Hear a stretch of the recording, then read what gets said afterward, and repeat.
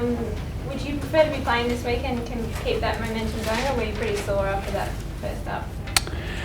Oh, it's a hard one. Well, I know where the AFL's coming from, and they want to get the game up and running. But it's good to go over there and have a good win and travel back and sort of slowly get back into training. It's all about recovery this week, and I know there's a few sore boys, so this little rest before round 2 will help a lot of players out, and because leading into round 1 with that NAB Cup competition, it knocked us around a bit. So it'll be a good weekend to get away and rest up and get back on the horse next week. When do you start looking at Gold Coast? Do you wait until next week for that?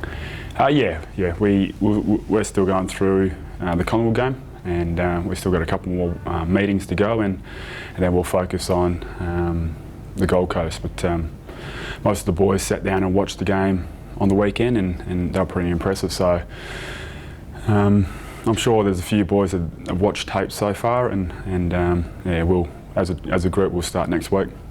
As a player, once you've had 3-4 years in the competition, you start to step up. Is that how you see Gold Coast now? They've been around for quite enough time now to have some mature bodies. Oh yeah, for sure. Led by Gary Ablett, and there's a lot of experienced players that went and I started playing real good footy, and you look at their list. They've got a lot of first round picks in the draft, and you can see they put a couple kilos on, and that's where those second and third year players that are been on the list for a couple of years now that are adapting to the AFL footy and putting their weight on so they can combat the bigger bodies in the AFL. So we won't treat them lightly. They had a really good win against Richmond, and we'll go into the game pretty confident the way we're training and tracking at the moment, but we know that they'll be coming over here to give it a hot crack, and we'll be ready. Are they more than just making up the numbers now? Do you think they're a finals contender? Well, they showed last year that they could beat a number of good teams if they're on, and I think teams look at them now and make sure that they're switched on, because I reckon there's a couple of teams that went in last year and thinking they were going to get the 4 points, but they've got led by a great captain, like I said, and the coaching staff. So they've got some top players, top draft picks. The club's run well, so I'm sure that in the near future they should be ironing off the top 8 spot. Nice to see Garrick Ibbotson signing a new contract.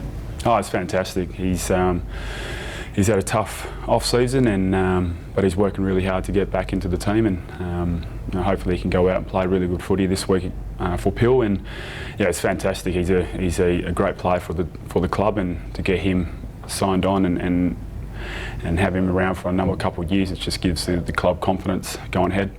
Just with you were an All-Australian last year, and the team made the grand final. There wasn't any other All-Aussies in the 22. Do you think there could be a lot more this year? Hopefully, but we're not a team that worry about individuals, and we go out there week in, week out as a team and want to win that 4 points and make the finals at the end of the season. So when it comes to individual awards, it's just a bonus for the player, but it depends on what happens at the end of the year. Michael, you were particularly damaging off half-back last week, and obviously you were All-Australian last year. Expecting more attention on you this year from defensive forward type players? Unsure. I do like to play that role for the team, but the good thing about our team, every player can play a number of roles in the back line. So if I do get a bit of attention, I'm sure there's another player will pop up and perform for the team. So that gives the coach confidence and also the playing group. So if I'm the unlucky one that gets a bit of attention, it's up to someone else to stand up and play that role. Coach and a number of players have spoken in the pre-season about some improvements to ball movement, some adjustments you've made during the pre-season. How pleasing was it to execute, certainly for 2 quarters on Friday night?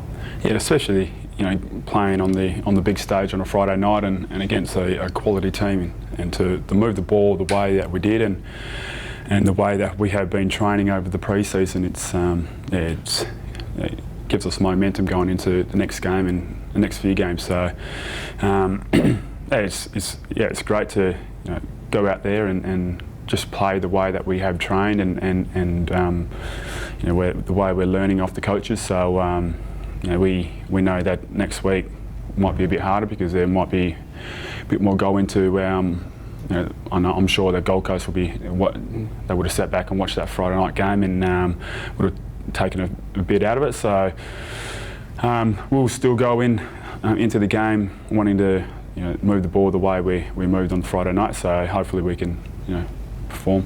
How important is the defence in this sort of new attacking style? Because it seems like a lot of the goals were made virtually from the back line, from kick-ins and that sort of coast-to-coast sort of goals. Unsure. We just like to move the ball really quickly and catch the opposition off guard. So, and that was the focus over the pre-season, to move the ball quickly and catch them out. So we're lucky enough to work it out in game one, and it's just come off. So we know that if we're on and the midfield are on, the forwards are loving our kicks inside 50. So it's a whole team effort and not just the back line. How many days off do you get? Well, it was our main session today, so we've had a couple of days to just recover and go through a few things. Hopefully, we'll get Sunday and Monday off, but it's all about recovery this week, and we'll have a session on Saturday, and hopefully it's a couple hours, and then we can get home and rest up. Do you get a chance to see the star-studded Peel Thunder on the weekend? Could be quite an interesting game between Peel and East Perth. Oh yeah, hopefully a few boys will go down and support the boys, and there's a number of boys that are coming back from injury. Garrick is one of them, Alex Sabani might be another, Zach Clark could be lining up for Peel, so there's a few boys going down to represent Peel Thunder, and so hopefully they can get through the game unscathed, and it'll be a great achievement for Anthony Morabito to get through a proper game, and so I'm sure there's a few boys that will make the trip down and support the boys down there. How's the feeling? I mean, a lot of the boys, where they grew up playing for the Waffle Club, now have to play at some stage against their old Waffle Club. Just amongst the group, how's the feeling?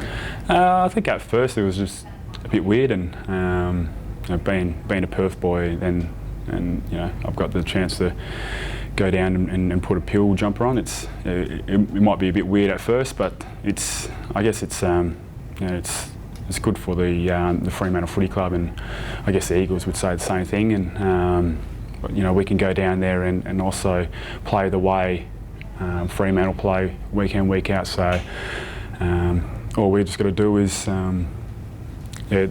just teach the Peel boys the way that we play, and I'm sure that we should have some success down there.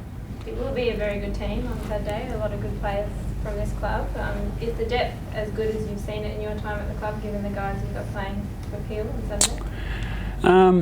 I have been around for a number of years now, so I guess what helps is players coming back from injury and having a tough off season. So it might take them a couple quarters or a few more to get their touch and that going, but I'm sure that they'll go down there and perform the way that the Peel coach and the Peel players want them to perform.